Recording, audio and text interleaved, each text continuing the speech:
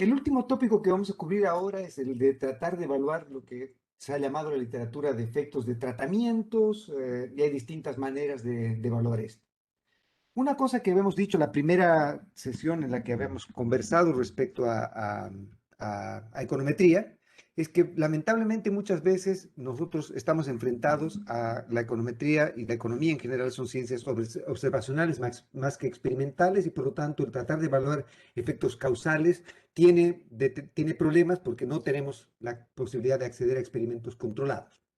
Pero si pudiésemos tener la posibilidad de acceder a experimentos controlados, obviamente los experimentos controlados son una manera bastante simple de poder evaluar efectos causales. ¿Por qué? Porque en un experimento controlado lo que hacemos es poder distinguir lo que llamamos el grupo de tratamiento y el grupo de control y evaluamos la efectividad del tratamiento simplemente eh, separando estas dos poblaciones que debiesen ser aleatoriamente separadas para que no haya ninguna diferencia sistemática entre un grupo y el otro. Y le aplicamos el tratamiento a una población, no le aplicamos el tratamiento a la otra población y lo que hacemos es evaluar cuál es el efecto que tuvo el tratamiento sobre alguna variable de interés que tenemos, ¿no es cierto? Entonces, por ejemplo, queremos evaluar el efecto que tiene la aspirina sobre el dolor de cabeza, entonces lo que hacemos es que agarramos a población a la que le duele igualmente la cabeza, que son igual proporción de mujeres están en un lado que en el otro lado, igual proporción de hombres en un lado que en el otro, igual proporción de jóvenes, adultos, viejos, etcétera, igual proporción de gente que estudia, que no estudia, que trabaja, que no trabaja, que le gusta bailar, que no le gusta bailar, etcétera, etcétera, gente que está separada simplemente y lo que hacemos simplemente que aleatoriamente a uno le damos una aspirina y al otro le damos lo que llamamos un placebo, que es y la persona obviamente no sabe si le está dando la aspirina o el placebo, y el placebo es simplemente algo que es inocuo y que sabemos que no tiene absolutamente ningún efecto.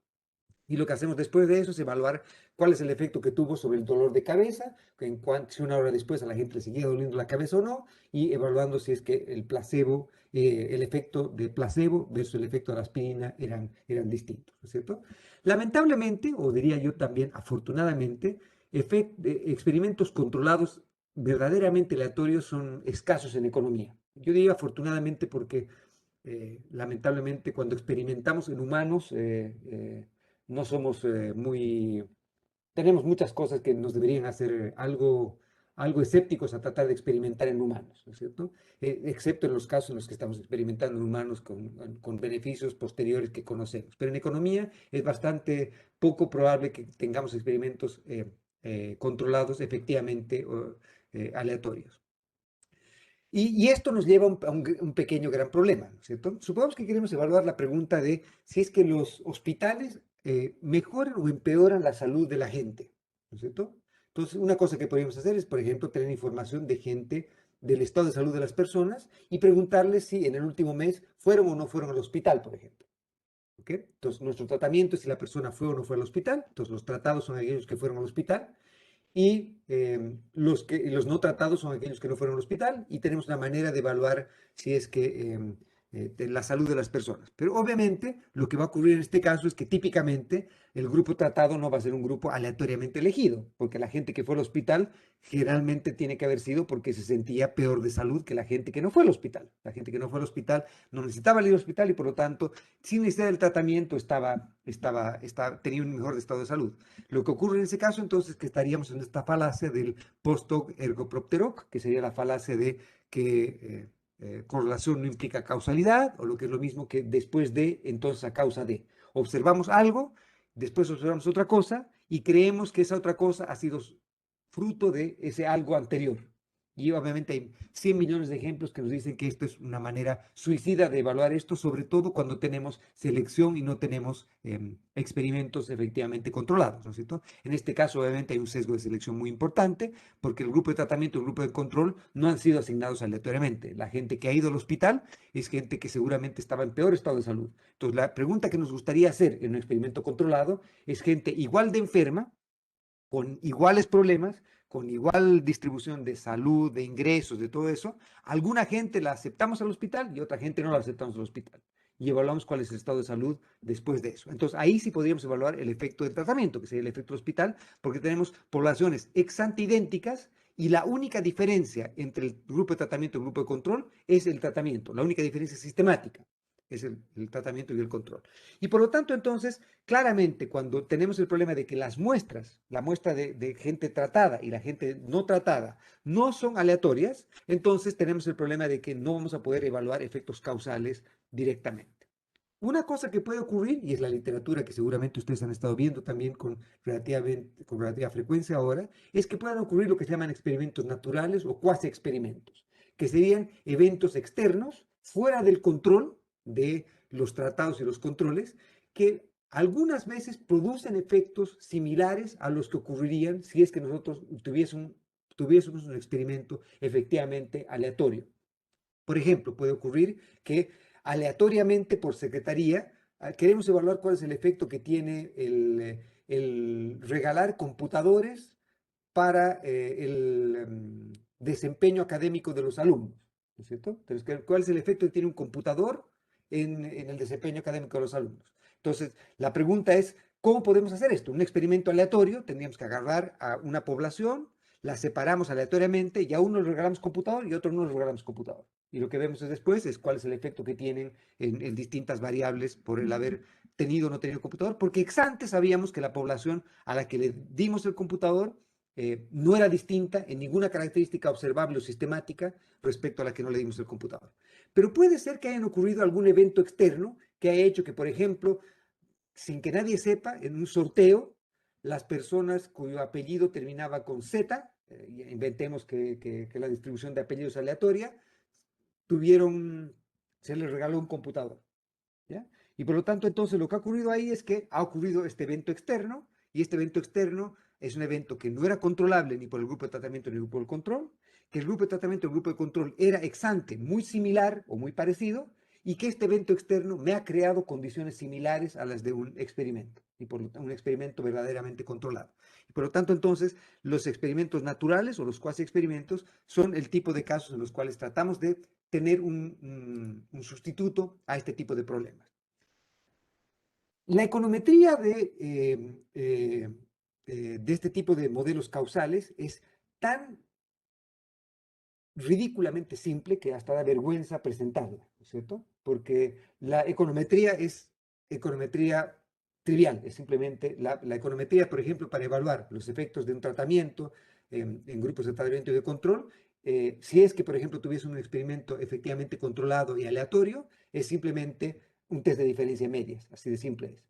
¿Por qué? Porque sabemos que todas las otras variables que podrían estar potencialmente afectando los resultados, de por ejemplo el estado de salud de las personas, hacen que el grupo de tratamiento y el grupo de control ex ante hayan sido iguales. Entonces, había igual número de gente malhumorada en un grupo que en el otro, había igual número de gente con migrañas en un grupo que en el otro, había igual número de gente, mujeres en un grupo que en el otro, un grupo de jóvenes en un grupo que en el otro, igual grupo de gente con nivel de educación básica en un grupo que el otro, etcétera. Entonces, la única diferencia sistemática era simplemente el tratamiento. Entonces, la manera más simple de evaluar esto sería simplemente si tenemos una variable de interés, la variable de medida, que sería la variable Y, en este caso sería, por ejemplo, la intensidad del dolor de cabeza después del tratamiento, ¿no es cierto? Entonces tenemos una variable de medida para cada individuo, y por otro lado tenemos algunos individuos a los que les dimos la aspirina y otros individuos a los que les dimos el placebo. Entonces llamamos por D sub I a la variable de tratamiento y la activamos, entonces sería una dummy, como la dummy que hemos visto varias veces ya al principio de nuestro curso, una dummy de 1 si es que le dimos el tratamiento y 0 si no le dimos el tratamiento. Y por lo tanto, el efecto del tratamiento va a ser simplemente el valor de beta 1. Si beta 1 es estadísticamente distinto de 0, entonces tratamiento va a afectar positivo o negativamente, dependiendo del signo, a Y, ¿no es cierto? Teóricamente, si es que la aspirina es efectiva, el beta sub 1 debe ser estadísticamente menor que el negativo, ¿no es cierto? Porque este es dolor de cabeza o intensidad de dolor de cabeza en este ejemplo. Y por lo tanto, si ustedes ven este modelo tan simple que simplemente relacionar el Y contra una constante y contra una dummy que vale 1 y 0, ya lo hemos hecho esto hasta el cansancio en nuestras primeras clases, el evaluar el efecto del tratamiento es simplemente evaluar el efecto del beta 1, lo hemos visto por ejemplo en el caso de salarios y hombres y mujeres, acá el tratamiento es hombres y mujeres y salarios en el otro caso, o podría haber sido educación básica versus educación superior, o podría haber sido Bolívar versus otro equipo, o podría haber sido cualquier otra cosa, ¿no es cierto? Que consideramos que es el tratamiento en un caso o el otro. Entonces, es tan trivial como hacer eso, y por lo tanto derivenlo en la casa con calma, pero el estimador OLS de este beta 1 va a ser exactamente igual, y ya lo hemos derivado también cuando hemos visto las dummies, simplemente la diferencia de medias entre la media del grupo tratado, el Y promedio del grupo 1 y el Y promedio del grupo de control. ¿No es cierto? Entonces el grupo tratado me sale con un ingreso, perdón, con Y promedio mayor, entonces el efecto del tratamiento es positivo para Y. Si es que el Y1 me sale menor que el Y0, el efecto es negativo para Y, ¿no es cierto? Y este es lo que se llama el estimador de diferencia. Entonces, si ven, acá ya le estamos poniendo un nombre que parecería ser elegante, que parecería destilar gran conocimiento y ciencia, pero esto es simplemente un humilde test de diferencia de medias. Entonces, el Difference Estimator, el estimador de diferencias, es simplemente un test de diferencia de medias entre el grupo de tratamiento y el grupo de control. ¿Qué necesitamos para que este efecto sea consistente? Y este efecto es, entre comillas, insesgado. Otra vez, insesgamiento es algo que nos interesa bastante menos, pero ¿qué necesitaríamos para que para que evaluar si este es efectivamente el efecto que tiene el tratamiento? Entonces podríamos sacar el valor esperado del beta 1 gorro, y el valor esperado del beta 1 gorro va a ser el beta 1 más, si se acuerdan, X transpuesta X inversa, X transpuesta U, ¿no es cierto? Eso sería la parte que estaría acá. ¿Sí? En el caso en el que los X son simplemente una constante y la DAMI de tratado o no tratado, esto va a ser simplemente igual a el verdadero beta más el U barra promedio del grupo tratado menos el U barra promedio del grupo de control. Y por lo tanto, entonces, el estimador del tratamiento va a ser un estimador insesgado, es decir, o vamos a llegar a un estimador, vamos a tener un estimador que en promedio va a ser igual al valor efectivo del tratamiento, si es que la diferencia entre el promedio de los errores de lo que debería ser no sistemático es igual a 0 en los dos casos. Es decir, que lo único sistemático que ha ocurrido acá entre los dos grupos es que tenemos el tratamiento y el control. Supongamos que no hubiese sido así. Supongamos que hemos separado, por ejemplo, queremos evaluar el efecto que tiene la aspirina sobre el dolor de cabeza. Y decimos, levanten la mano a quienes les duele la cabeza, y los llevamos a un lado. Y levanten la mano a quienes no les duele la cabeza, los llevamos al otro, y les damos la aspirina a un grupo o al otro. Entonces, claramente, lo que ha ocurrido ahí es que hay un efecto distinto al tratamiento que los diferencia. ¿Sí? Porque el promedio de dolor de cabeza ex ante era mayor en un grupo que en otro. Y por lo tanto, no vamos a poder evaluar cuál es el efecto que tuvo el tratamiento respecto al dolor de cabeza. Entonces, esto que estamos evaluando acá es simplemente decir que todo lo que no estamos incorporando acá, o sea, todo el componente que no hemos incorporado, que podría o no ser sistemático a las características de los individuos, no puede estar correlacionado con el tratamiento. Otra vez, esto ya lo hemos dicho, esto es más viejo que uno por uno, ¿no es cierto? Esto ya lo hemos dicho muchas veces. Hemos dicho que el estimador va a ser insesgado y el estimador va a ser consistente si es que lo que llamamos el componente no sistemático no está correlacionado con el regresor. Y en este caso el regresor es simplemente los mexicanos dirían esta pinche Dani de tratado o no tratado, ¿no es cierto? Entonces, el Difference Estimator es simplemente un test de diferencia de medias o es un OLS con una DAMI para tratado o no tratado. ¿Qué necesitamos para que esto funcione? Necesitamos que el componente no sistemático no esté correlacionado con el término de error. Obviamente, si es que hay sesgo de selección, esto va a violar este requerimiento, ¿sí? Si es que el tratado y no tratado no es aleatorio, si es que hay algo que está sistemáticamente correlacionado, entonces obviamente eso no va a funcionar. Pero vean que lo que también puede ocurrir acá es que puede haber otros factores que afectan al dolor de cabeza, ¿sí?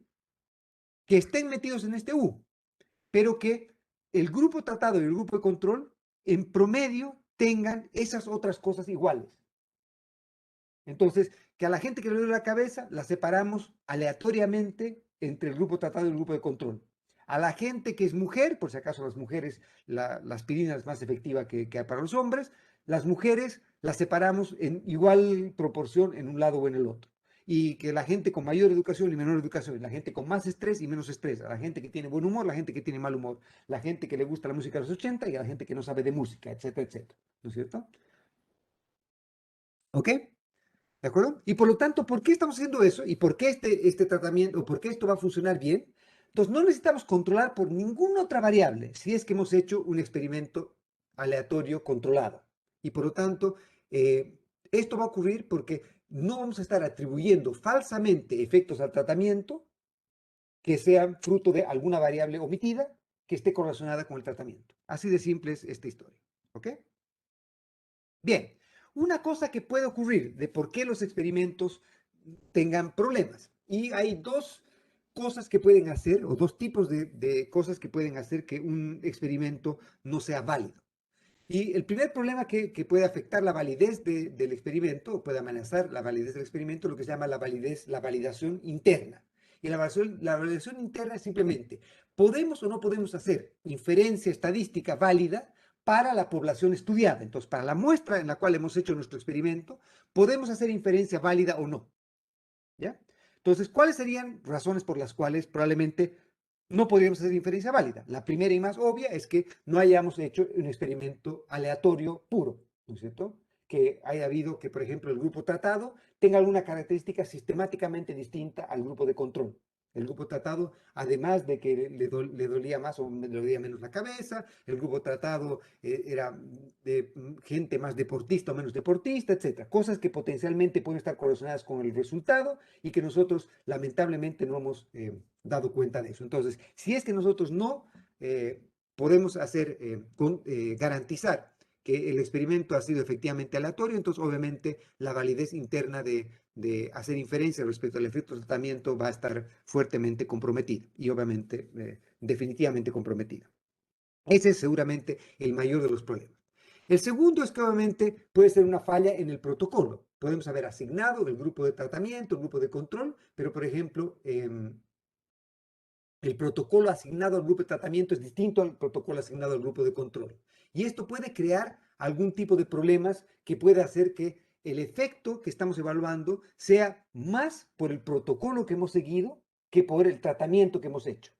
Entonces, por ejemplo, al grupo de tratamiento lo mirábamos más, al grupo de tratamiento le tomamos la temperatura, al grupo de tratamiento le damos alimentación distinta, al grupo de tratamiento le hacíamos algo. Pese a que ex ante los dos grupos eran iguales, una vez que hemos empezado el tratamiento, hay diferencias que no se deben solamente al tratamiento.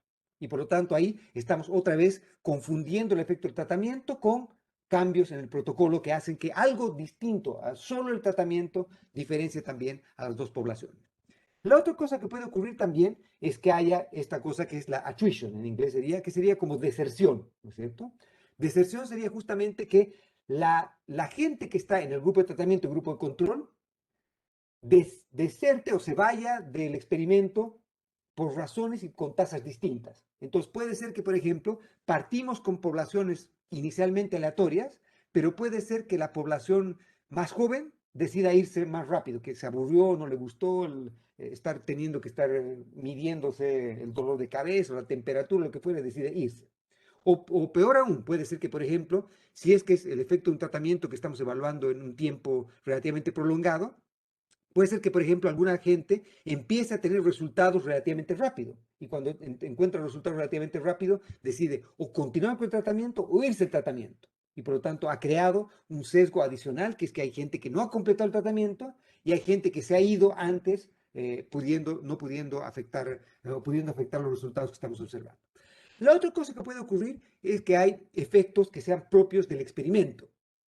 ¿Ya? Y es que el comportamiento de los individuos puede cambiar con el experimento. El saber que está en el grupo de tratamiento puede hacer que se convierta en más resiliente, por ejemplo, o que decida que se meta más o se involucre más en algo. Entonces, si por ejemplo decimos, acá vamos a probar la efectividad de la vacuna para el bicho, y separamos las dos poblaciones ex ante idénticas, y a uno lo inyectamos y al otro grupo le hacemos, le ponemos música y no le inyectamos, el otro grupo, obviamente, al no verse inyectado, estamos primero teniendo una falla de protocolo, pero el otro grupo probablemente va a tener comportamientos distintos. Supongamos que el grupo al que le hemos inyectado cree que ahora puede salir, puede hacer fiestas y lo que sea, entonces lo que va a ocurrir es que esa gente no va a seguir, va a haber cambiado su comportamiento fruto de haber estado en el experimento. Y esto es, no sé si conocen esta historia de Hawthorne. Hawthorne es una no recuerdo bien cuál es la historia, pero al menos esta es la manera en que me gusta recordarla. Puede que no sea factualmente todo lo precisa que debiese ser, pero la idea básica es la siguiente. Había una fábrica, me parece que era de General Electric o algo así. Y lo que querían evaluar era el efecto que tenía la iluminación sobre la productividad de la gente que estaba en su fábrica. ¿Ok? Entonces querían ver cuál era el efecto que tenía el colocar más o menos iluminación en el proceso de producción. Entonces, si podían ahorrar algo de energía eléctrica al final del día, ¿no es cierto? Si podían colocar menos iluminación y de todos modos la gente iba a tener más o menos efectos. Y lo que hicieron es que estos señores, en lugar de hacer un experimento en el que agarraron aleatoriamente a mitad de sus operarios y los llevaron a un lugar más oscuro y la otra mitad a un lugar más claro y todo lo demás era igual, lo que hicieron es decir, vamos a hacer un experimento en el que vamos a evaluar el efecto que tiene la luminosidad sobre su productividad y quienes están interesados en seguir este experimento y vamos a agarrar a los mejores obreros, los vamos a llevar a este lado. Entonces lo que ocurrió es que la gente que se fue al experimento, la gente que se fue al lugar con menos luminosidad, se sintió como que tenía algo que demostrar respecto a los otros y por lo tanto empezaron a ser más productivos, empezaron a hacer las cosas más. Y luego del experimento, la persona que hizo el experimento dijo, vamos a tener ganancias gigantescas en eficiencia bajando la luminosidad. Y obviamente al final del día, cuando hicieron eso, todo el mundo arruinado y la productividad un desastre, ¿no es cierto? Porque claramente había un efecto de saber que uno estaba en el experimento que había modificado el comportamiento de los agentes. Y otro problema que puede tener esto es el que tengamos muestras relativamente pequeñas. Entonces tenemos un grupo de control y un grupo de tratamiento muy pequeño. El evaluar las diferencias estadísticas entre el grupo de tratamiento y el grupo de control puede no ser muy preciso. Entonces tenemos, yo qué sé, una persona en un grupo y en el otro, no sabemos cuál es el efecto efectivo que tiene una cosa, cuál es el efecto que tiene una cosa versus otra, porque tenemos una muestra muy pequeña para poder hacer que grandes números empiecen a operar, ¿no es cierto? Por lo tanto, entonces, muestras pequeñas también pueden crearnos un problema ahí. En validez externa es un problema que es algo distinto y la validez externa se refiere a cuál es la habilidad que podemos tener de extrapolar los resultados que obtuvimos para nuestra población de estudio, nuestra muestra, a la población en general. Y esto es claramente un problema muy importante que tienen los experimentos. Muchas veces los experimentos son tremendamente específicos. Entonces queremos evaluar cuál es el efecto que tiene sobre el rendimiento escolar de los niños, el que se levanten a las 7 de la mañana o se levanten a las 7:01, por decir algo. Está perfecto. Y hacemos un experimento y evaluamos la diferencia que tiene un minuto en esto. Pero eso, ¿qué efecto tiene si ahora queremos decir, bueno, entonces, ¿podemos generalizar eso si decimos que ahora la gente se levante media hora más tarde? ¿El efecto es lineal? ¿El efecto sigue existiendo? No sé si me siguen.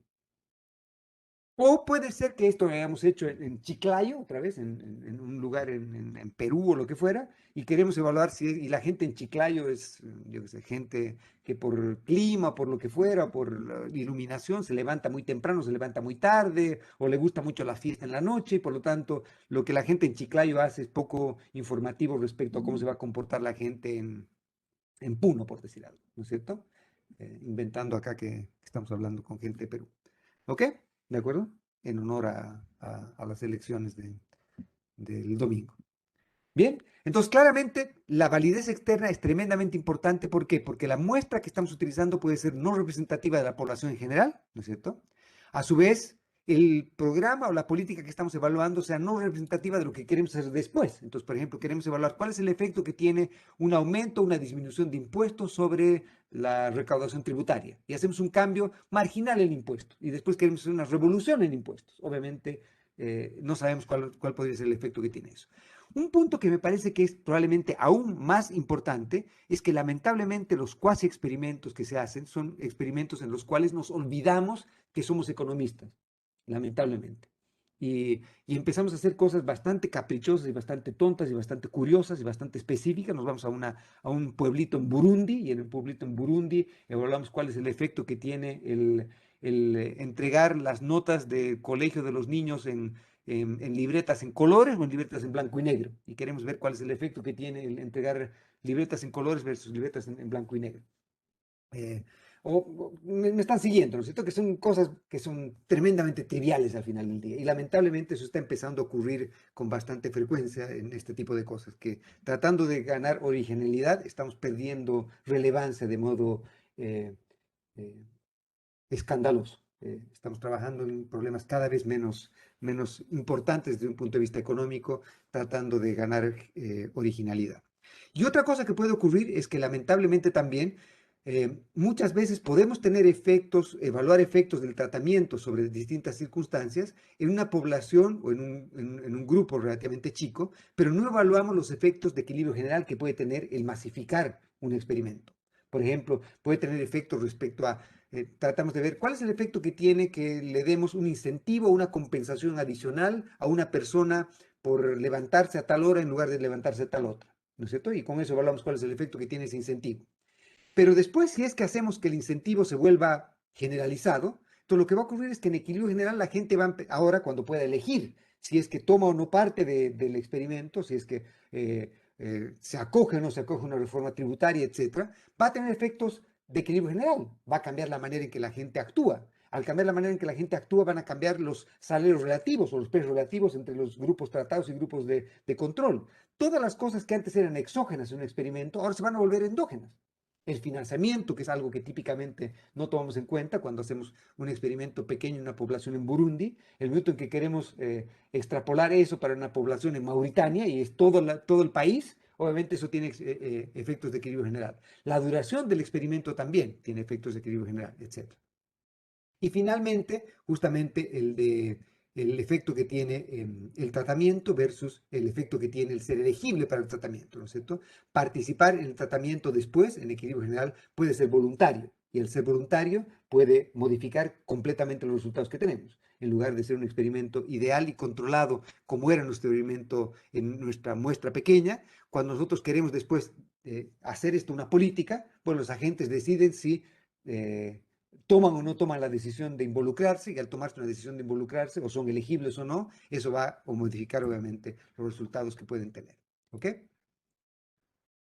Bien, por lo tanto, déjenme presentarles algunas posibles soluciones que podemos tener a problemas como el que no tengamos una población, o no podamos evaluar efectos causales porque las poblaciones del grupo de tratamiento y grupo de control sean ex ante distintas. Una manera de poder hacer eso es tratar de controlar por algún tipo de sesgo parcial o completo que exista en variables que son observables. Entonces, por ejemplo, nosotros sabemos que hemos tratado un grupo y a otro grupo no lo hemos tratado, pero había más mujeres en un grupo que en otro, habían más personas con mayor nivel de instrucción en un grupo que en otro, etcétera, etcétera, etcétera. Entonces, nosotros podíamos tratar de controlar por estas variables. Entonces podemos, además de hacer nuestra regresión en la que incluimos el grupo tratado y el grupo de control, podemos incluir también algunas covariantes, algunas variables que sean controles adicionales. Entonces, esto lo que hace es que si es que omitíamos estas X y antes algunas de estas X no estaban distribuidas uniformemente entre el grupo de tratado y el grupo de control, entonces falsamente podríamos estar atribuyendo como efecto del tratamiento algo que en realidad era parte de las X. Si controlamos por las X, entonces ahora estamos depurando por este efecto. ¿Qué necesitamos para que esto funcione? Lo que necesitamos para que esto funcione es lo mismo que necesitamos en nuestro primer curso de econometría. ¿Qué necesitamos para poder tener un efecto consistente del tratamiento? ¿Qué necesitamos? Que las X que hemos incluido no estén correlacionadas con el U y que el D tampoco esté correlacionado con el U. Y esto es lo que se llama la conditional mean independence. ¿Ya? Que es lo mismo que decir que el U no esté correlacionado con el X y el U no esté correlacionado con el D. ¿Todos de acuerdo? Y por lo tanto, esto ya lo conocemos y lo hemos visto. ¿Qué ocurriría si es que el D o el X están correlacionados con el U? Sabemos que el estimador no va a ser consistente. Supongan que, por ejemplo, el X está correlacionado con el U, el D no está correlacionado con el U, pero el X está correlacionado con el U. Sabemos que el estimador del beta va a ser consistente si es que tenemos la suerte de que aunque el X esté correlacionado con el U, el D no está correlacionado con el X. Si el D no está correlacionado con el X, y hemos visto eso, tenemos una variable relevante omitida, y la variable relevante omitida no estaba correlacionada con la variable incluida. Entonces, en ese caso, el efecto va a ser consistentemente estimado. Pero si es que tenemos la mala pata de que aunque el D no esté correlacionado con el U, el X sí está correlacionado con el U, porque estamos omitiendo variables relevantes, lo que fuera, y además el D está correlacionado con el X, entonces sabemos que el estimador de beta 1 no va a ser un estimador consistente. ¿Qué podríamos hacer en ese caso? Bueno, podríamos tratar de utilizar variables instrumentales para tratar de resolver ese problema como hemos discutido antes, ¿no es cierto? Entonces, tenemos maneras todavía de poder salvar este problema simplemente con un difference estimator, con variables de control y con variables instrumentales si es que necesitamos hacerlo. Existe otra manera en la cual podríamos tratar de evaluar el efecto que tienen sobre distintas variables el utilizar estos potenciales controles. ¿Ok? ¿Cuál sería esa otra manera? Y probablemente ustedes han escuchado hablar de eso.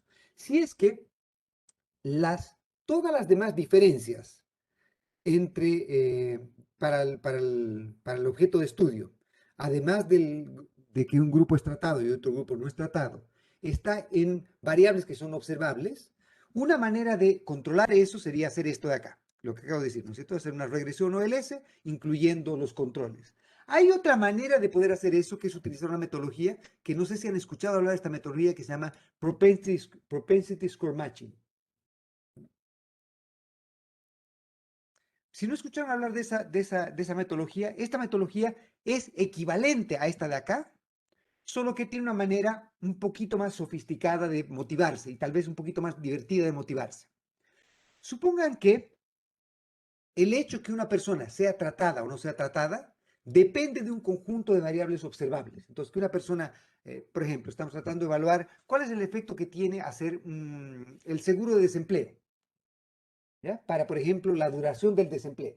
Entonces, si hay unas personas que han tenido beneficios de seguro de desempleo, otras personas no han tenido beneficios de seguro de desempleo. ¿Y cuánto tiempo han durado desempleadas las personas que han tenido el beneficio versus las que no han tenido el beneficio? O cuánto tiempo, o por ejemplo, estamos tratando de evaluar la efectividad de un, de un programa de empleo de emergencia. Entonces, a unas personas les hemos dado empleo de emergencia y a otras personas no. Y queremos ver cuál es el efecto que tienen sobre el ingreso al hogar de las personas el haber tenido este programa de empleo. Entonces, alguien diría, bueno, trivial, tenemos un grupo de personas a las que le hemos dado el programa de empleo de emergencia, otro grupo al que no le hemos dado el programa de empleo de emergencia. Veamos la diferencia entre las dos.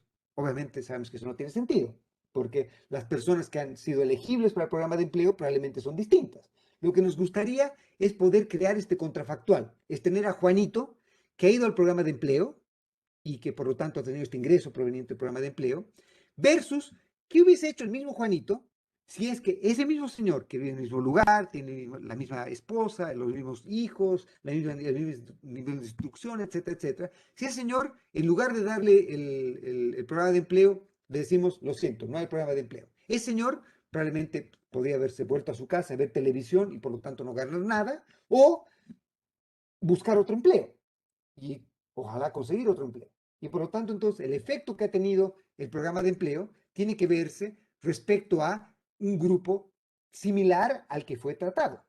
Pero si es que no tenemos ese grupo que no fue tratado, entonces podríamos tratar de construir un grupo de control artificial. ¿Ya?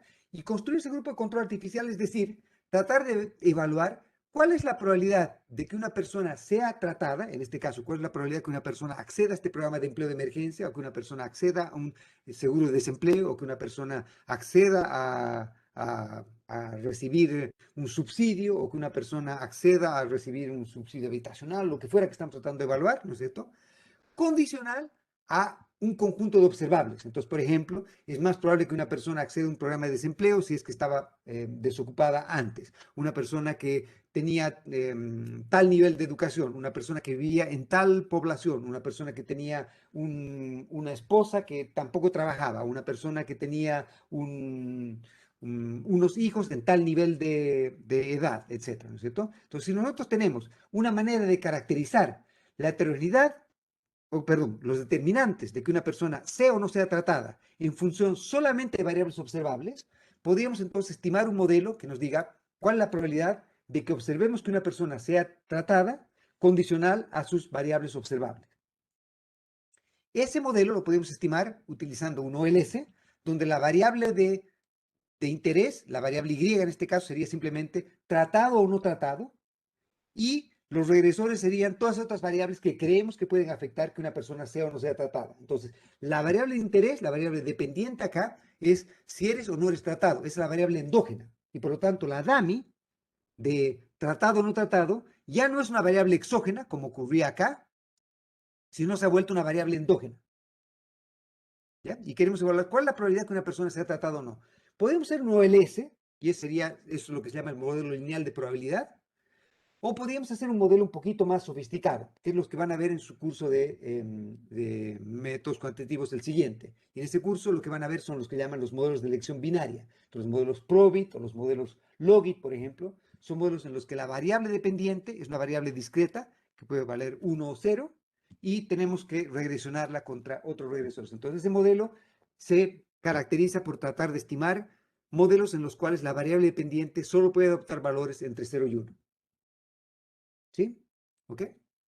¿De acuerdo? Entonces, estimamos el modelo con un modelo como este, y con eso entonces tendríamos, dadas las variables X, podríamos decir, tendríamos un estimador para evaluar cuál es la probabilidad que, dado el X de una persona, cuál es la probabilidad que esa persona hubiese sido tratada, dadas sus características. ¿Qué hacemos entonces? Ahora es muy simple, porque ahora agarramos a todas las personas que efectivamente fueron tratadas, evaluamos cuáles, dados sus observables, cuál es la probabilidad exante que esa persona pudo haber sido tratada, dadas sus características personales, y con eso tenemos su probabilidad gorro. ¿Sí? Entonces, dadas las características de esa persona, ¿cuál es la probabilidad gorro que hubiera sido tratada? ¿Y qué hacemos después? Agarramos a las personas que no fueron tratadas y vemos cuál de todas las personas que no fueron tratadas me arroja una probabilidad predicha de ser tratada similar a la del tratado. Por lo tanto, lo que está haciendo esta función es resumirme todas las características observables de quienes fueron tratados y no tratados y ver un resumen de todas las características de las personas, cuáles son aquellas que hubiese sido más probable que hubiesen sido tratadas y que no fueron tratadas. ¿Me están siguiendo? Y entonces en ese caso tenemos que, por cada persona tratada, tenemos una persona que no fue tratada, pero que sería, entre comillas, el clon de la persona tratada. Porque esa persona hubiese sido igual de probable que sea tratada, dadas sus observables. ¿Y qué hacemos después? Simplemente agarramos a todos los tratados, vemos, por ejemplo, el ingreso de las personas tratadas, y agarramos no a todos los no tratados, sino a los no tratados, que son clones razonables de los tratados, y vemos cuál es la variable, el promedio de esa variable en ese grupo. Y hacemos el test de diferencia de medias ahí. ¿Ok? Bien. Todo lo demás que les he dicho de si es que los U's y los X, etcétera, variables instrumentales, eso ya lo hemos presentado. ¿Ok? Ya lo hemos conversado antes. ¿Ninguna duda? ¿Pregunta?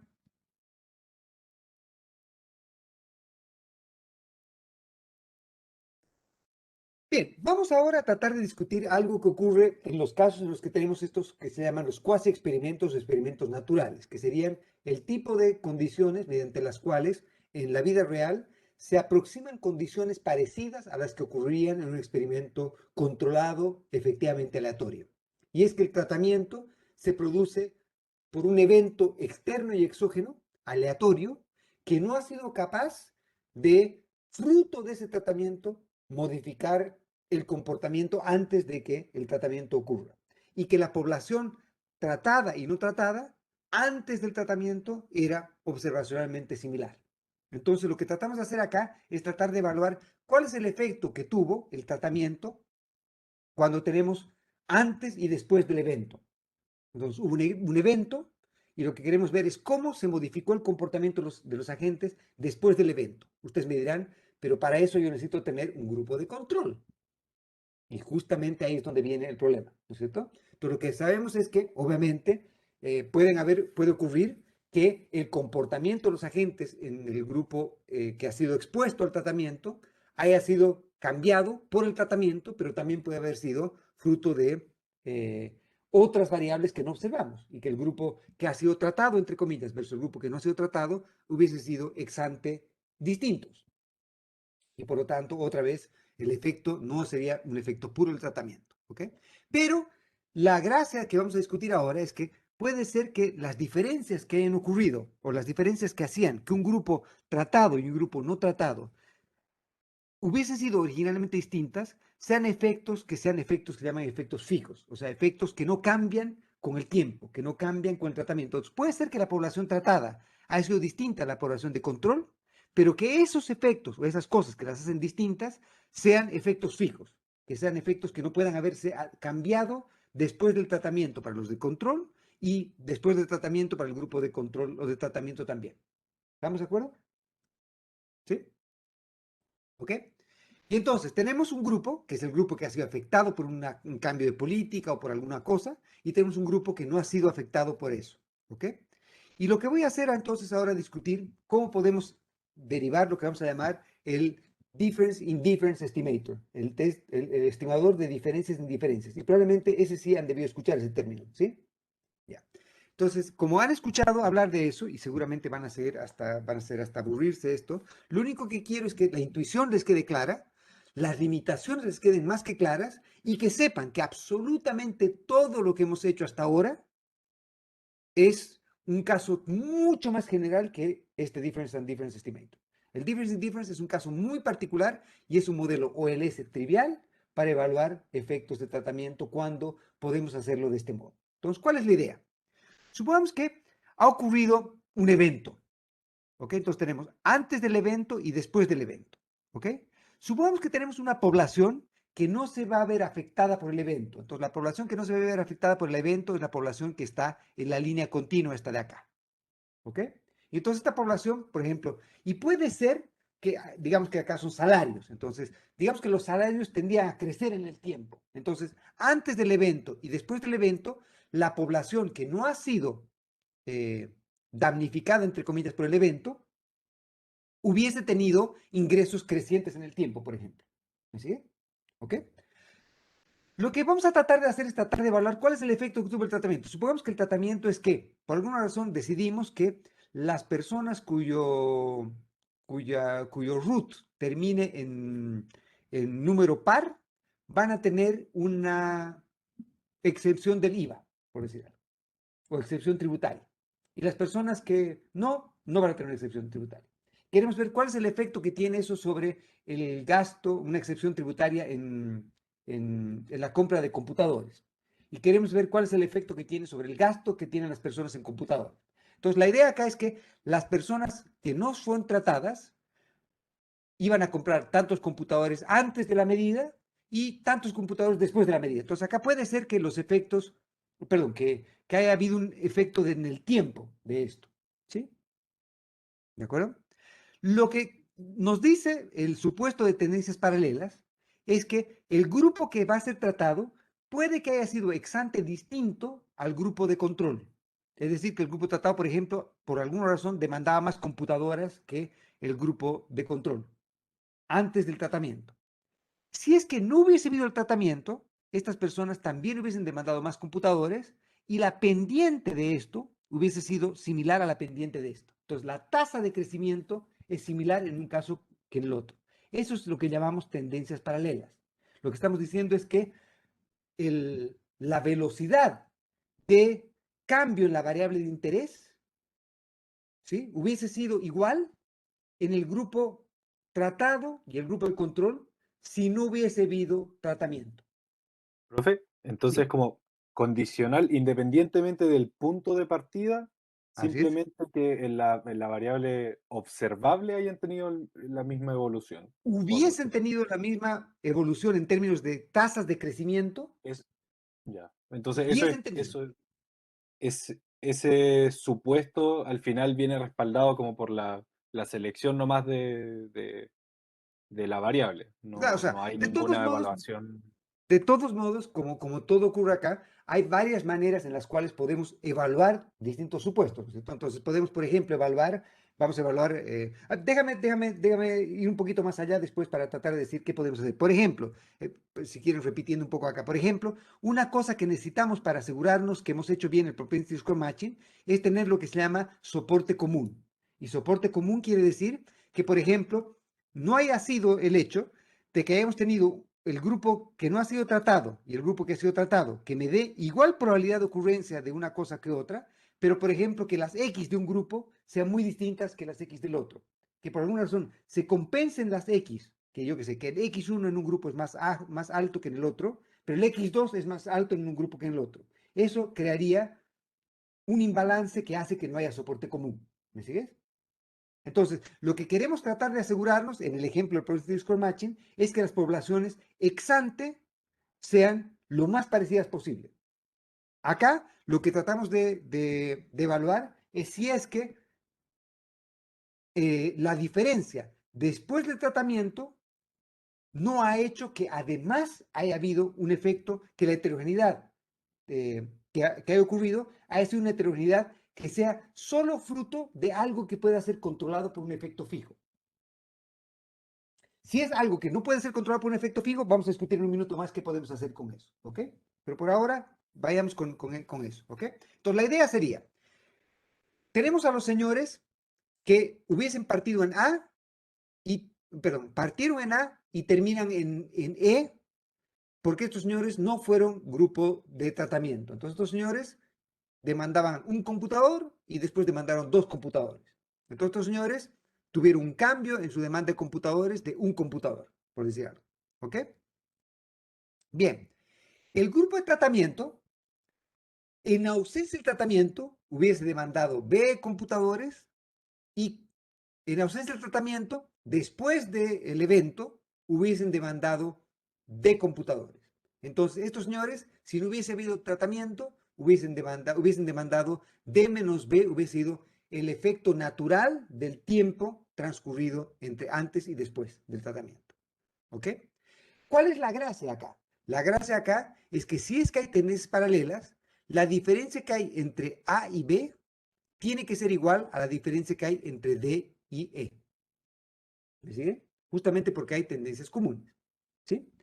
Si es que el tratamiento afecta el comportamiento de los agentes más allá de simplemente el paso del tiempo, entonces lo que debiese ocurrir es que en lugar de demandar solamente D, los individuos han demandado C. ¿Sí? Y por lo tanto, C es lo que observamos, es lo que ocurrió después del tratamiento. El problema que tenemos es que no observamos D. Como no observamos D, no podemos saber cuál es el efecto del tratamiento. ¿Cuál es el efecto del tratamiento? El efecto del tratamiento es simplemente C menos D. ¿Por qué es el efecto del tratamiento? Porque justamente acá tendríamos el contrafactual perfecto, que es, sabemos qué es lo que hubiese hecho la persona, la misma persona, en ausencia del tratamiento, hubiese demandado de televisores. ¿Qué es lo que ha hecho la persona tratada con el tratamiento? Ha demandado C televisores. Entonces, lo que queremos saber es si es que delta, que es el efecto del tratamiento, es distinta de cero. ¿Cómo podemos entonces evaluar o tener un estimador de delta si no observamos D? Y aquí viene al rescate nuestro tendencias comunes. ¿Por qué? Porque sabemos que la diferencia entre C y D la podemos computar como la diferencia entre C y E menos la diferencia entre D y E. Y C y E lo observamos y D y E no lo observamos. Pero si hay tendencias comunes, la diferencia entre D y E es exactamente igual a la diferencia entre B y A. Y por lo tanto, entonces, teniendo la diferencia entre B y A, tenemos un estimador de la diferencia entre D y E, y por lo tanto, C menos E menos B menos A me va a dar la diferencia en el tratamiento. ¿Sí? Y ese es justamente el efecto del tratamiento. ¿De acuerdo? Ustedes me dirán, bueno, entonces, ¿cómo puedo hacer esto? Y la respuesta es bastante simple. Si es que efectivamente hay tendencias comunes, eso quiere decir que la diferencia que había entre C y B hubiese sido en magnitud similar después del tratamiento si no hubiese habido tratamiento, ¿sí? La distancia entre D y E hubiese sido igual a la distancia entre B y A. Entonces, una manera de poder limpiar ese efecto, que sería la tendencia común, que es un efecto fijo para la gente tratada y la gente de control, es simplemente hacer lo que se llama un difference in difference estimator, que es simplemente agarrar y tomar a la población tratada, ver cuál ha sido su demanda de computadores y restarle la demanda de computadores antes. Entonces sería C menos B, sería la variable dependiente para los tratados, y E menos A sería la variable dependiente para los controles. ¿Y qué hacemos después de eso? Corremos una regresión de esos efectos, de después del tratamiento la diferencia para los tratados, después del tratamiento la diferencia para los controles que no fueron tratados y una dummy para tratado o control. Y ese estimador va a ser un estimador consistente de este delta, del efecto del tratamiento. Otra vez, eso es si es que no hay nada sistemático adicional a este efecto de tendencias comunes. Ustedes me dirán, ¿y qué ocurre si es que hay algo que podría haber afectado la tendiente acá? Que, por ejemplo, los señores de acá tienen un efecto que además hubiese afectado, yo qué sé, que el ingreso de las personas de estos señores tiene una elasticidad de ingreso distinta a los de estos señores. Y por lo tanto, entonces, la pendiente hubiese sido distinta. Pues si la pendiente hubiese sido distinta, lo que hacemos es otra vez la diferencia de efectos y además de incluir tratado y control, incluimos otras variables que creemos que afectan a la pendiente y que no tienen que ver con el tratamiento. ¿Qué ocurría si es que creemos que que X está correlacionado con el término de error? Instrumentamos esto. ¿Qué ocurriría si D está correlacionado con el error? Instrumentamos esto. ¿Qué ocurriría si es que D no está correlacionado con el X? El Difference in Difference Estimator puede ser suficiente. ¿Ok? ¿Todos de acuerdo? Entonces se llama el estimador de diferencia en diferencias porque estamos tratando de evaluar la diferencia, que sería este delta, de las diferencias entre los efectos, entre comillas, del tratamiento. ¿Sí? Clarísimo. Muy bien. Y como ven, esto es, la verdad, escandalosamente trivial. ¿Qué ocurre si los U son heteroscedásticos? Si los U son heteroscedásticos, bueno, ustedes para hacer inferencia, querían, utilizan una matriz de varianzas y covarianzas tipo White. ¿Sí? ¿De acuerdo? Todo Claro. lo que hemos dicho antes, todo funciona exactamente igual. Este es un triste OLS de la vida. Le estamos poniendo un nombre sofisticado que hace hacernos creer que estamos haciendo algo realmente muy novedoso, pero esto lo hemos sabido desde nuestro primer curso de estadística, cuando nos han enseñado test de diferencia medias, es exactamente lo mismo que haber hecho un difference estimator. Y si es que tenemos esta historia de que tenemos grupo de tratamiento y grupo de control que son distintos y queremos evaluar el efecto del tratamiento antes y después, y tenemos, obviamente, para poder hacer esto, necesitamos tener mucha gente en el grupo de tratamiento y mucha gente en el grupo de control. Y necesitamos que haya habido un evento discreto que ha producido esto y tener una manera de poder evaluar ese efecto. ¿Sí? Bien, vamos a presentar un último método que podemos utilizar para tratar de evaluar efectos causales también en este tipo de contexto, que es lo que se llaman los modelos de regresión discontinua. ¿Ya? O Regression Discontinuity Design, o regresión de diseño discontinuo. ¿Cuál es la idea? La idea acá es que básicamente vamos a explotar el conocimiento que tenemos respecto a la regla por la cual se produjo un tratamiento. Y si es que esta regla que produjo el tratamiento es una regla arbitraria, una regla que nos ha separado la muestra en dos grupos por algo exógeno y arbitrario, y ese algo exógeno y arbitrario nos ha generado un grupo que ex ante era muy parecido al grupo ex post, entonces podríamos utilizar esta discontinuidad, que sería el tratamiento este arbitrario mediante el cual ha ocurrido este evento, y típicamente esta discontinuidad se debe a alguna variable que es observable por el econometrista, entonces podríamos utilizar lo que se llama un modelo de regresión discontinua que se llama el Sharp o el, eh, el, el preciso, digamos. ¿Ya? Preciso. Fácil sería como el difuso. Y ahora voy a discutir un poco la diferencia entre el difuso y el preciso. El Sharp Discontinuity Design es un caso en el que el ser tratado o no tratado depende de una característica determinística y que ha sido fruto de una discontinuidad en una variable. Voy a presentarles un ejemplo de esto. En Chile, por ejemplo, eh, por secretaría, se, se ocurrió, se les ocurrió que iban a regalar un computador o iban a dar un bono a los niños que en quinto básico hubiesen tenido un promedio de notas de 5 o 6 para arriba, por decir algo. No recuerdo cómo se llamaba, mi primer computador o mi computador me mima o no sé cómo se llamaba el experimento ese que se hizo, ¿no es cierto? Entonces, acá tienen un evento que ha sido gatillado por algo que en principio los niños no sabían, porque si los niños sabían que esto iba a ocurrir, potencialmente podían haber creado eh, eh, un círculo virtuoso de gente preparándose, tratando de sacar más de 5 o 6. Además, los profesores no sabían que fruto de esta separación arbitraria iban a llevar a un grupo de individuos arbitraria, porque 5 o 6 ha sido un número que se le ocurrió por secretaría a algún burócrata, ¿no es cierto? No es algo que fue fruto de alguna reflexión muy precisa. Entonces, acá ha habido un hecho caprichoso, entre comillas, exógeno, que ha separado una población que ha recibido computador y otra que no ha recibido el computador. Y lo que ha ocurrido es que acá, obviamente ustedes me dirán, bueno, entonces podríamos evaluar cuál es el efecto que ha tenido el tener computador sobre, por ejemplo, las notas de los alumnos 2 años después. ¿Cómo les fue el curso 2 años después? El tener computador los ha ayudado o no. Entonces uno podría tener la conjetura de que el computador es un complemento para los estudios formales de los alumnos y por lo tanto el computador ha ayudado a tener mejores rendimientos. Obviamente estamos hablando todavía con clases presenciales y demás cosas, ¿no? No en el evento que tenemos ahora, pero en el evento de clases presenciales.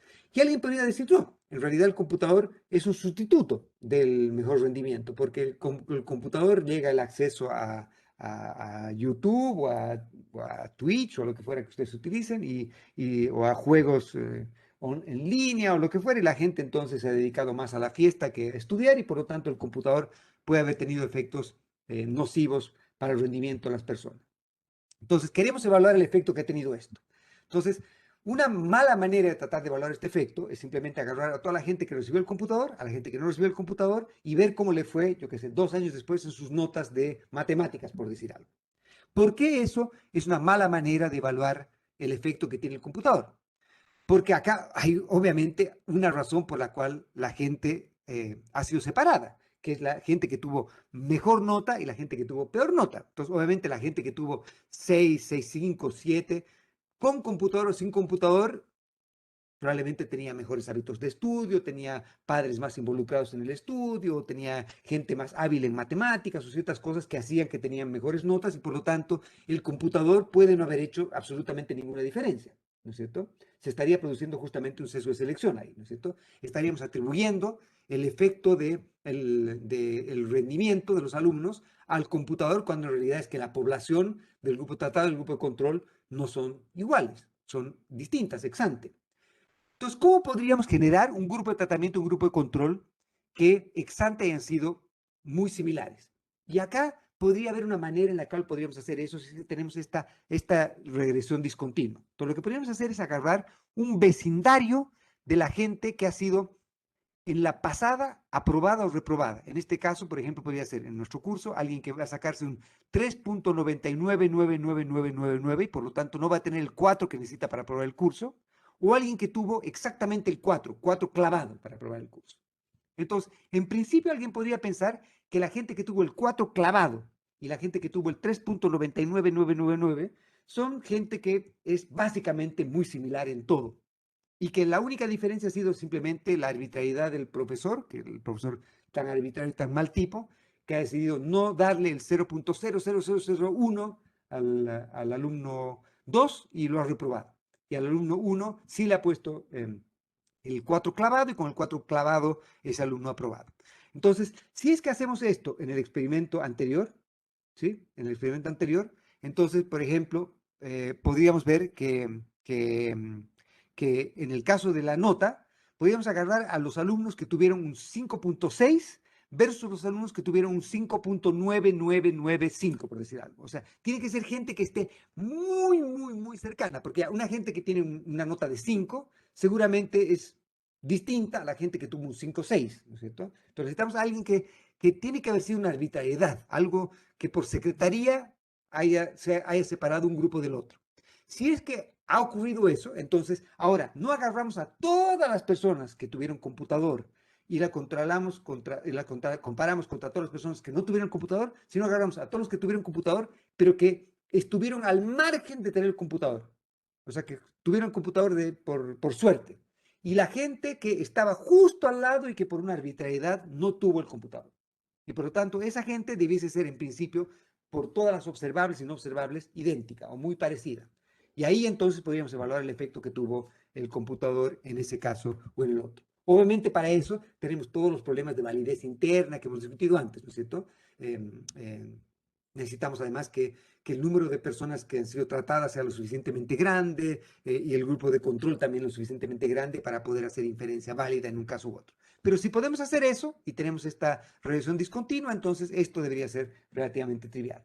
O, por ejemplo, podríamos evaluar, yo qué sé, líneas de pobreza, y entonces acá medimos por un dólar o medio dólar o 10 centavos que nos define la diferencia entre estar en la línea o no estar en la línea de pobreza. O alguien que dice que va a acceder al bono de la clase media si es que el hogar gana de 250.000 pesos o más, o menos, por decir algo. Entonces, la gente que gana 250.001 versus la gente que gana 250.000. Son gente que seguramente por una arbitrariedad nada más la hemos separado y simplemente no es elegible por esa arbitrariedad. Pero no podemos hacer un grupo demasiado grande un lado o el otro porque ahí perdemos el hecho de que sean ex ante iguales, ¿no es cierto? ¿Qué ocurría si es que hay algo más que puede hacer que de todos modos hay alguna diferencia entre el grupo de tratamiento y el grupo de control? Bueno, controlamos por el, por covariantes que probablemente podrían afectar este resultado. ¿Qué ocurriría si es que tal vez el tratamiento, entre comillas, o la discontinuidad afecta también o tiene efectos distintos dependiendo de alguna variable observable? Por ejemplo, puede ser que, yo qué sé, una variable observable puede ser la educación, por ejemplo, y acá hemos hecho o la educación del padre, y entonces puede ser que el computador, acá tenemos la arbitrariedad, ¿no es cierto? La arbitrariedad, o sea, la arbitrariedad es que al niño que tuvo 5,6 le dimos el computador, al niño que tuvo 5,999 no le dimos computador. Y a su vez, eh, eh, la gente que tuvo por azares de la muestra o lo que fuera, la gente que tuvo el computador además tenía una madre que había tenía un nivel de educación mayor o menor que la del otro grupo. Entonces estamos controlando por eso.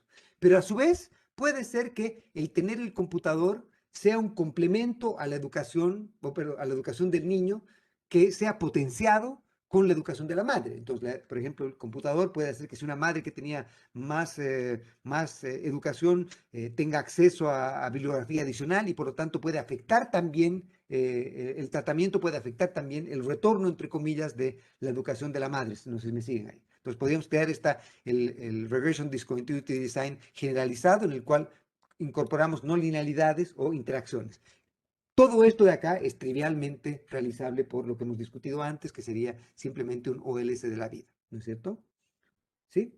Y finalmente, otra cosa que podemos hacer es si es que la separación entre tratado y no tratado no sigue una regla determinística, sino una regla probabilística. Entonces puede ser que alguna gente se nos escape con cierta probabilidad y sea tratada, y alguna gente con cierta probabilidad no sea tratada. Entonces que la probabilidad de ser tratado sea creciente en una función que depende de g, pero que no sea exacta en este g sub 0 como ocurría en este punto de corte que teníamos acá, ¿no es cierto? Y con eso entonces podríamos tener que en lugar de darle simplemente tratado y no tratado, la probabilidad de tratado dependa de algún conjunto de variables g sub i.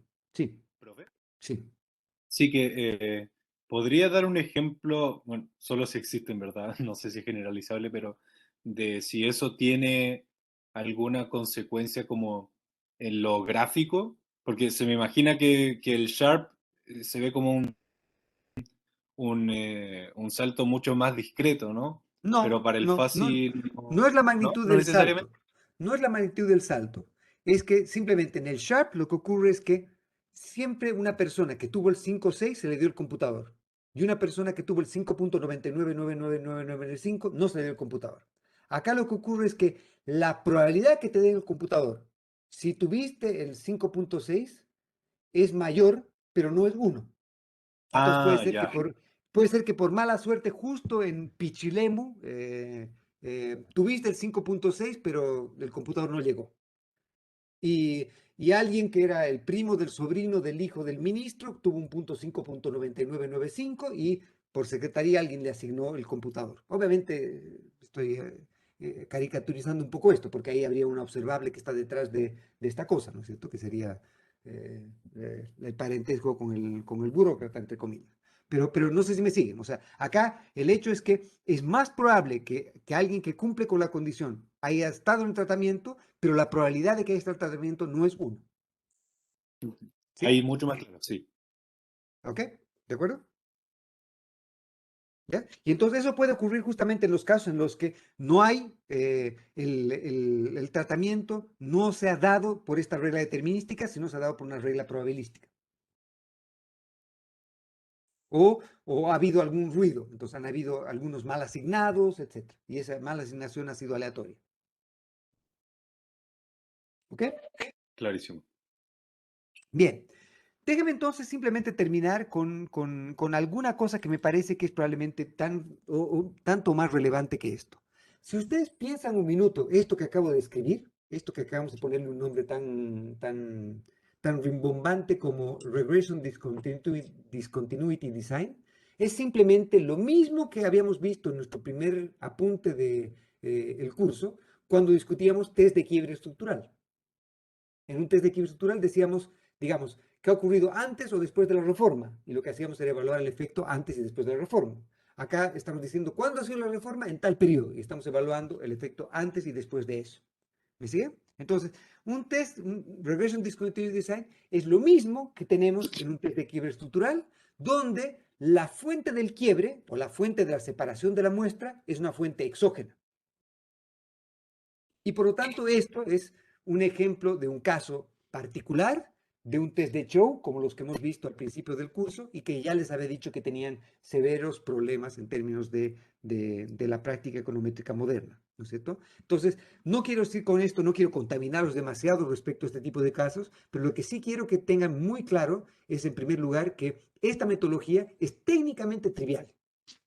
En segundo lugar, esta tecnología es no solo trivial, sino que tiene ancestros muy, pero muy antiguos. Y por lo tanto, todo lo que hemos visto hasta ahora es extendible a este contexto, porque el contexto es el contexto más simple de un modelo de regresión que podríamos pensar.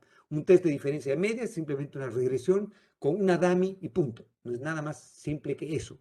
Obviamente, la gracia de la historia es poder tener cuentos que nos digan que nuestro cuasi experimento es válido o no, y que efectivamente este tratamiento es un tratamiento exógeno o no, que tenemos que la regresión discontinua es sharp o no, etc. Y podemos tener una discusión un poquito más elaborada respecto a la manera en que hemos creado esto. Pero nada de esto nos exime de reconocer que esto es simplemente un manejo absolutamente trivial de la econometría que ya conocemos, que todos los problemas que hemos visto antes de correlación entre el regreso y término de error están acá, que todos los problemas de homoscedasticiidad, heteroscedasticiidad están acá, etcétera. Todo lo que hemos discutido antes para cómo hacer inferencia válida van a seguir funcionando acá. Y además, el punto más importante que creo que es relevante tomar en cuenta acá es no perder que antes que experimentadores en cuestiones cada vez más específicas y probablemente cada vez más triviales, somos economistas. Y los economistas entonces tenemos que tomar siempre en cuenta todas las cosas que hemos escrito antes, que no nos importa solamente validez interna, sino también validez externa. Y que gran parte de la literatura de Regression Discontinuity y demás no tiene manera de poder ser extendible a cosas más relevantes que la de ese ejercicio particular. ¿Qué ocurriría si, por ejemplo, decidimos ahora entregar computadores a toda la gente que tiene más de 5 en sus notas? Nos van a servir los resultados del Regression Discontinuity Design que hicimos para la gente que tuvo más de 5 o 6 de notas? ¿Qué creen? O sea, si cambiamos arbitrariamente como el ¿Mm? punto de quiebre, en teoría ¿Sí? debiese ser similar. ¿Por qué? ¿Qué ocurre si es que hay una no linealidad? ¿Qué ocurre si es que la gente que tiene un promedio de notas de 5 o 6 o cerca al 5 o 6 tiene cosas que la hacen completamente distinta a la gente del 5? Claro, ahí no es aplicable. Y ustedes que conocen, ¿ustedes creen que la gente si hacemos la separación de notas entre la gente que está entre 5 y 5.1, creen que tendría cualquier incentivo que den, va a tener efectos similares si es que evalúan que el corte esté entre la población que está entre 4 y 4.1 en notas? ¿Ustedes creen que la gente que tiene notas en promedio 5 va a tener efectos similares en todas las cosas que dicen su retorno, en dedicación, en esfuerzo, en trabajo, que la gente que suele sacarse un 4? o la gente que suele sacarse un 6. ¿Me están siguiendo?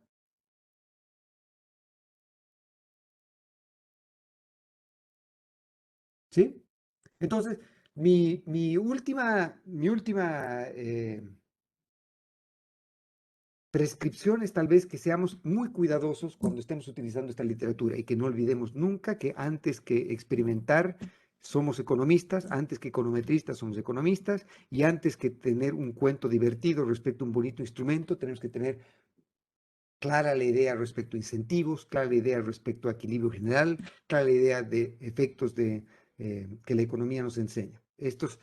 Los experimentos son un muy mal sustituto de la economía si es que nos basamos solamente en ellos. Y lamentablemente la profesión en algunas circunstancias ha empezado a pensar que puede prescindir totalmente de teoría económica y dedicar su vida a experimentos triviales o no como manera de hacer economía.